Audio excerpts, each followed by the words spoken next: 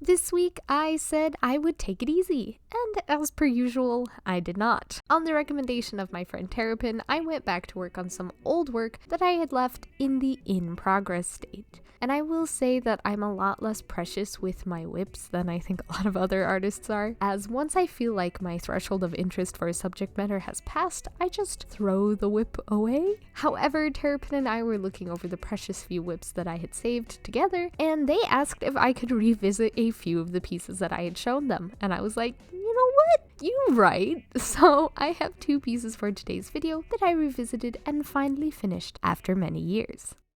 This piece was the first one I revisited, which I called It's Big. I felt the most confident returning to this one because I had clear ideas about what I was trying to achieve when I first started the drawing. It was inspired by these posts that circulate around Pinterest from Tumblr from time to time, and they talk about a fantasy concept of the woods getting deeper and bigger the further you go in, much like the ocean, where the animals get stranger and darker the further you go. And I had this idea of this giant deer-like animal stooping down to take a look at 2 wanderers who had traveled so far into the woods.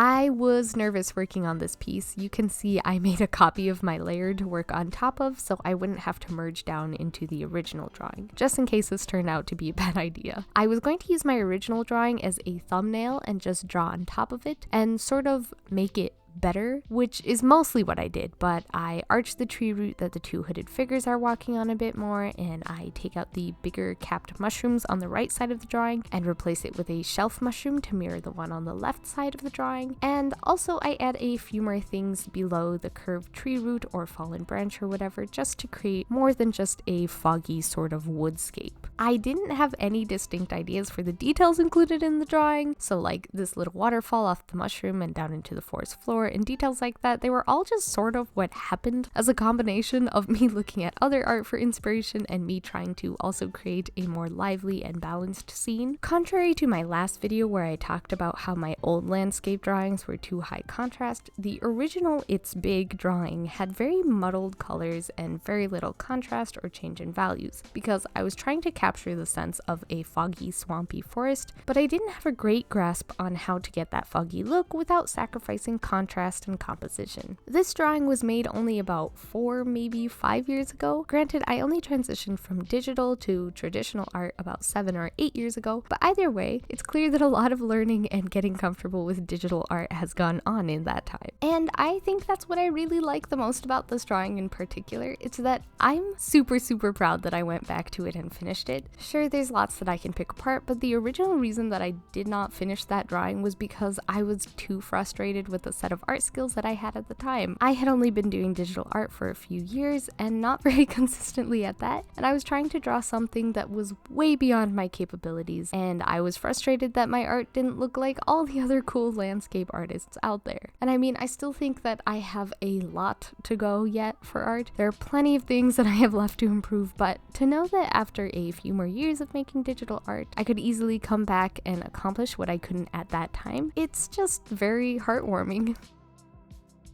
This little nook under the branch I spent quite a bit of time on. I go back and forth between other areas of the drawing, of course, because you know me, rarely working on only one section at a time, but something about the little pools of water and the little patches of moss, and I add little leaves and plants and details in this little arch, it makes me very happy, and it makes me want to build a really nice big terrarium. I really love terrariums, vivariums, aquariums, paludariums, all the ariums. I'm currently working on a planted aquarium, and I just got plants for it in the mail this week, and they were sent very well packaged, and I'm so glad that they survived the trip in the cold weather, which it is kind of my fault for ordering plants in the dead of winter, but there's like this huge Wheel of Fortune wheel in my head, except instead of dollar amounts on the sections, there's a continually expanding list of hobbies that I wish to pursue. Lately, my mind has been heavy on getting a nicely scaped planted aquarium going, and I've just seen these absolutely gorgeous beta tanks all over Pinterest, and I am am obsessed. Luckily, we had a tank and most of the supplies available, so I only had to buy a few things extra, and I'm just really looking forward to putting it together this weekend. Way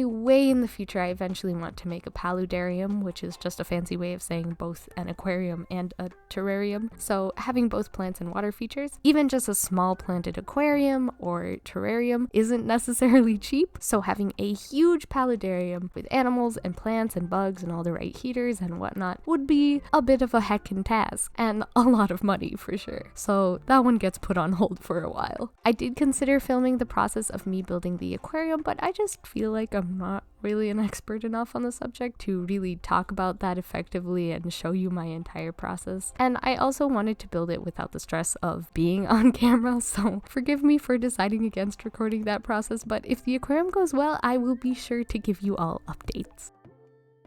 As you can see, I took out the big capped mushrooms on the right, replacing them with the shelf mushroom. I also spent some time reshaping and shading the yellow and red figures at the central location of the drawing. Besides the giant eyeball, one of the things that I actually didn't change was the staff that the red figure is holding. I did move it a little closer to the character's body, but that's about it.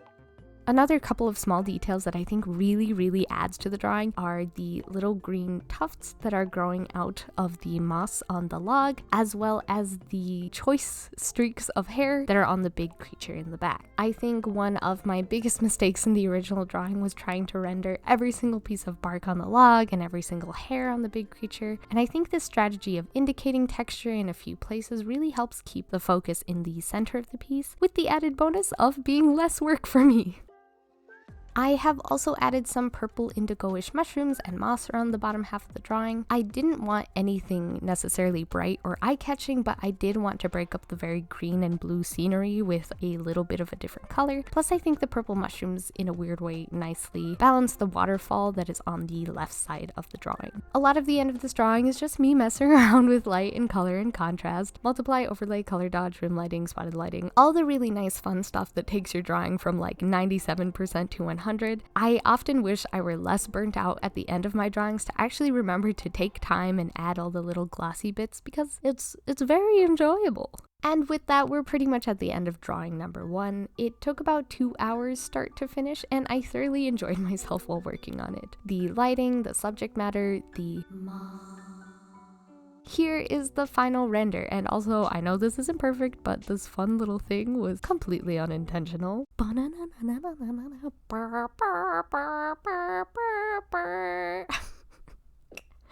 gonna have to do. That's just gonna have to do. This was one of my early landscapes that I sort of Icarused a little too close to the sun with. As you can clearly see, it was just a very classic fantasy ice landscape with a little city built inside the remains of just a giant of a beast with a big sword sticking in it, of course. I decided to work on values first, which is not something I do super often, but I felt like I needed to for this particular drawing, just because, much like the previous drawing, the colors are really easily going to get muddled if I keep pushing and pulling the original color palette. Also, unlike the last drawing, instead of drawing on top and using this picture as a thumbnail, I pretty much redrew the piece from scratch. The composition ends up very similar still to the original piece. We got the dragon skull, we got a rib cage, we got a city, we got a mysterious stranger overlooking the city, which I do keep erased for a lot of this value study because he frustrates me.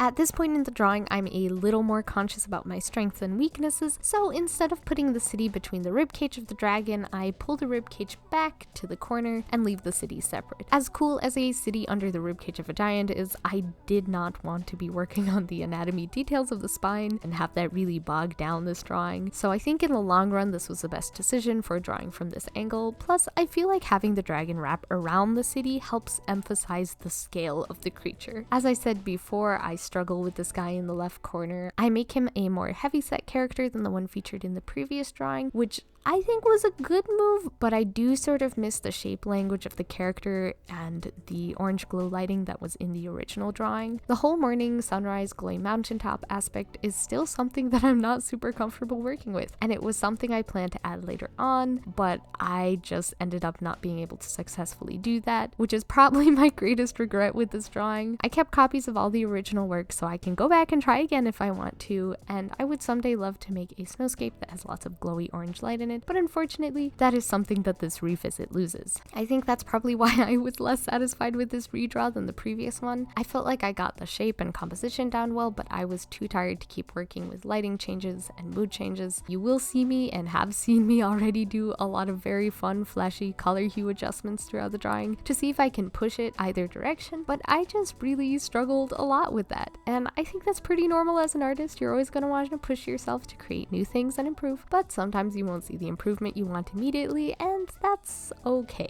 I think one of the smarter decisions that I made in this revisit was not getting so caught up in creating perfect little details in the city. I do add a lot of fun bridges and building shapes, but I only emphasize a few specific walls with light, and everything else is only kinda implied. In my first drawing, I outlined pretty much every single building, and I was gonna go in and add details to each one, and obviously I got overwhelmed because the balance of the drawing was all thrown off, and I was creating an extraordinary amount of work for myself that I neither had the energy or level of skill to keep pursuing at the rate I was going. This drawing was made in probably my second year of college, and overwhelming myself with things I had neither the energy to pursue nor the energy to even learn the necessary skills for sounds extremely and unfortunately on brand for what my mental state was like at the time. And although biting off more than I can chew is definitely still ingrained in my personality, I do think I have gotten a lot better than when I was in college. Another couple of very smart decisions I made in the new drawing is adding horns to the dragon's skull, and then also not worrying about the hilt of the sword going off the edge of the canvas. I did for a moment think about resizing the sword, but I think making the sword and skull small enough to fit all the mountain ranges and the whole sword into the canvas was a mistake that I was too focused on when constructing the composition of the last drawing. Also, the horns are just cool, and they also kinda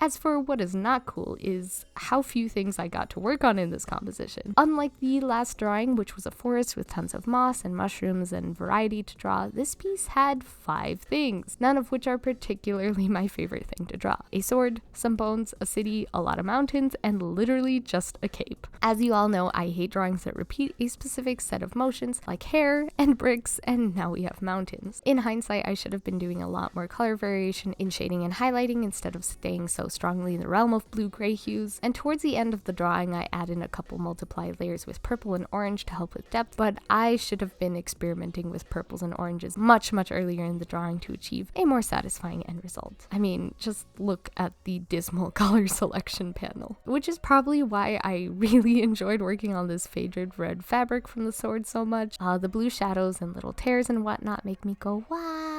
And even though I said I don't particularly enjoy working on weapons, this one could have been much worse. I didn't put as much detail as I did with the sword in Isegwen's drawing, but with all the little edges catching the lights and the implied patterns, I think it looks really nice. And I gotta be honest, the rest of the video is me hopping around from section to section, adding little lights, details. I eventually add a few flags to the city to sort of create, 3 points of red in the photo for a sense of balance and continuity. But if you can't tell from me having a very sketchy back and forth dialogue for the second half of the video, it's because in favor of time and not staring at the same image for too long, I had to stop working on this image, and I'm not actually super pleased with how it came out. In hindsight, maybe I should have ended with the art that I was happier with, but it's okay, here we are. I think the concept is super cool with the battle between giants and the city and this little figure standing in the corner. I like the composition a lot, as I've said, but the colors and details just don't satisfy me. I think maybe I need to watch more Bob Ross videos, not get so caught up in how to make things perfect or accurate, and also try to live vicariously through Mr. Bob Ross to get a higher appreciation for drawing mountainscapes. From the angle I was working with, I didn't have a good idea of how to add detail to the mountains mountain. It's high enough that trees and bright green foliage weren't really an option, and I didn't want to go in and start outlining a ton of rocky sections and just bogging down the whole drawing with having to put in a bunch of details. I think if I were a little more used to adding colors to value layers, like at the start when I initially made the black and white thumbnail and then adding color